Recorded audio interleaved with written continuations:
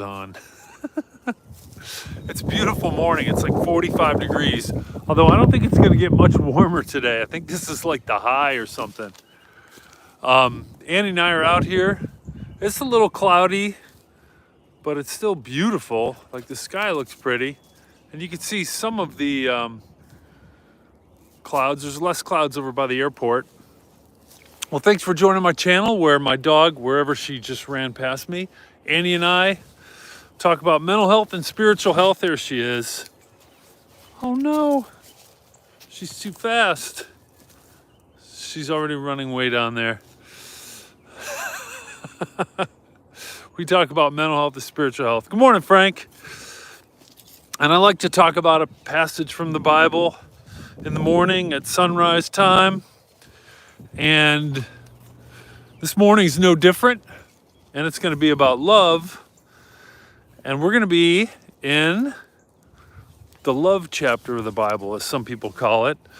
1 Corinthians, Paul's first letter to the Corinthians, chapter 13. Okay?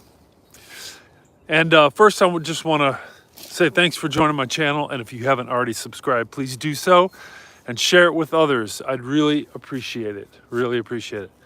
Check out the sky. It's still beautiful, even though it's kind of cloudy. It's still beautiful over the airport.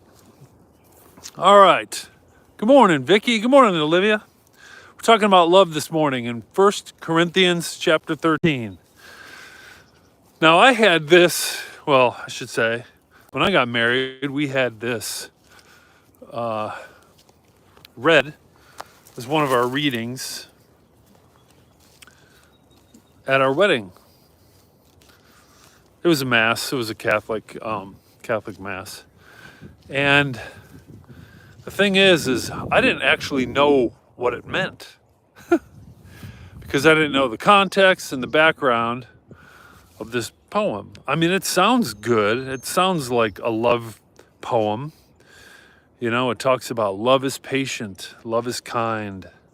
It doesn't envy, it does not boast, it is not proud, Paul wrote.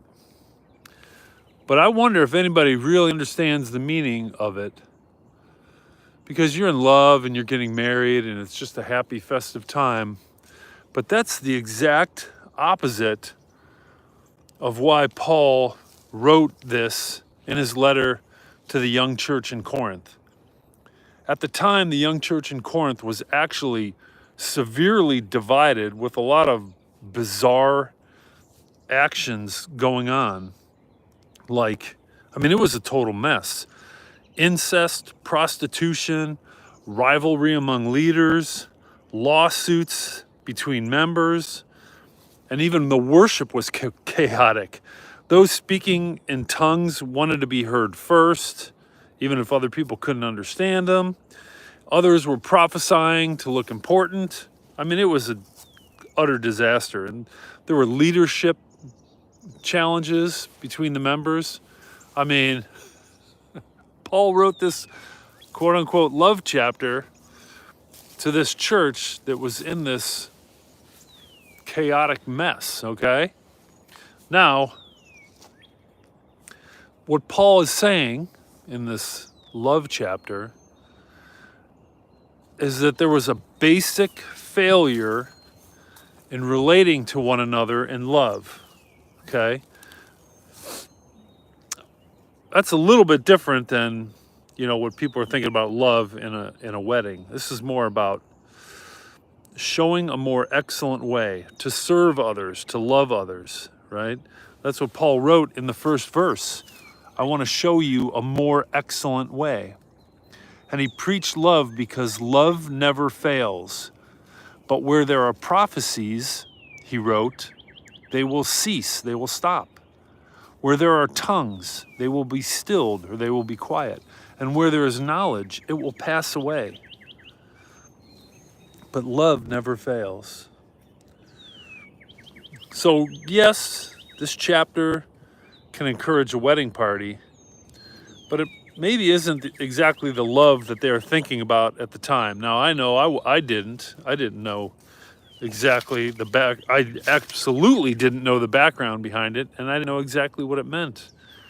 And it's more about serving one another, is loving one another.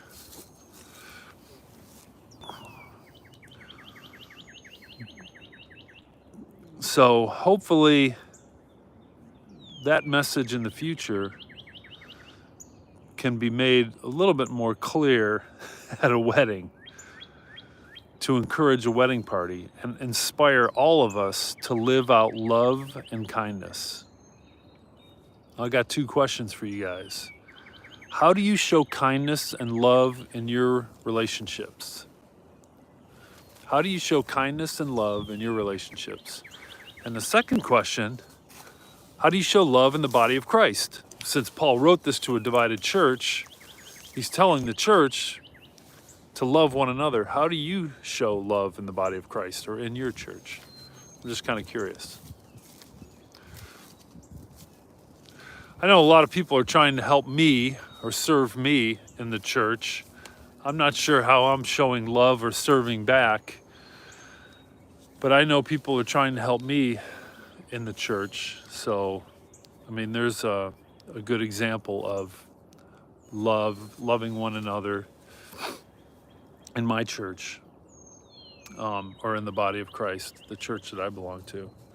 And then how do I show kindness and love in my relationships? I don't know. That's a good question. I got to think about that. I don't know.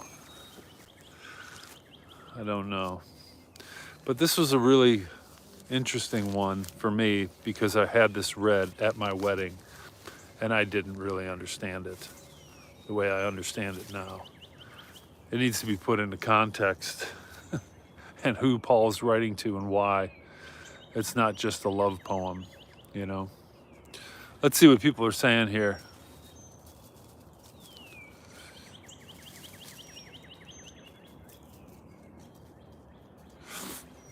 Yeah, it is a good reminder to learn the meaning and the context behind all these Bible passages. It's so important. It's so critical. Oh, that's all right, Olivia. Hope you have a great day at work. Let's see. Matthew Scott writes, Lamentations 3:22 through 23, King James Version. Look at Annie. She's looking like she's going to go run somewhere.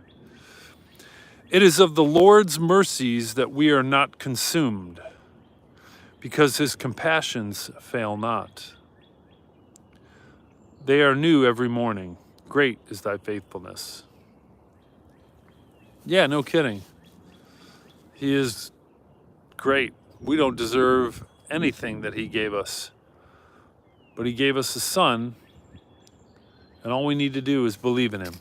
She's jumping around going crazy. There's something out there that I can't see. She's going nuts. I hope it's not that skunk. What did Olivia write?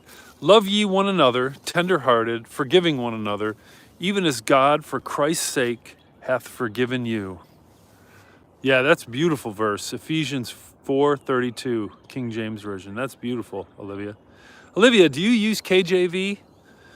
Is that what your church, is that the Bible that you have? Annie's going ballistic. She's trying to like circle this thing. She's way over there now. I don't know if you guys can see her.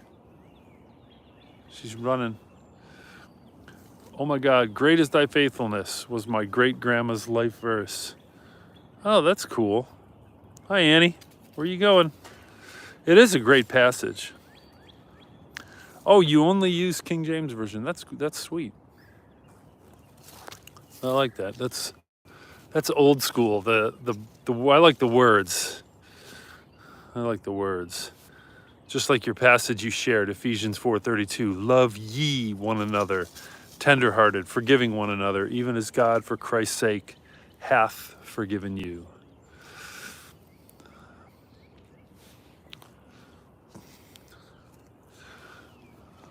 Well, the sun rose, but we don't have it because it's cloudy. Here's where the sun is. It's somewhere way over here, but you can see how cloudy it is. But the sky still looks beautiful, doesn't it?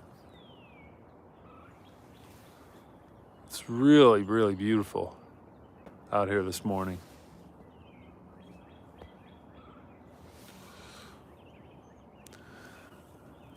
And we're buffeted by the strong winds. It's going to be a very windy day. Yeah, most people don't care for King James. I mean, it's a great version, but it was done by one person, you know, a long, long time ago. And since then, we've just learned a lot more about, especially the Hebrew language in the Old Testament, by things that we've, you know, have been uncovered and found.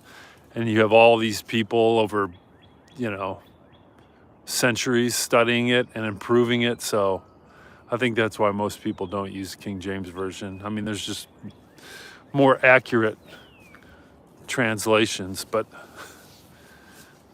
the reality, no translation is bad. They all point to the same thing. All 66 books write about the same thing, point to the same person, and that's Jesus. It's quite incredible. Quite incredible.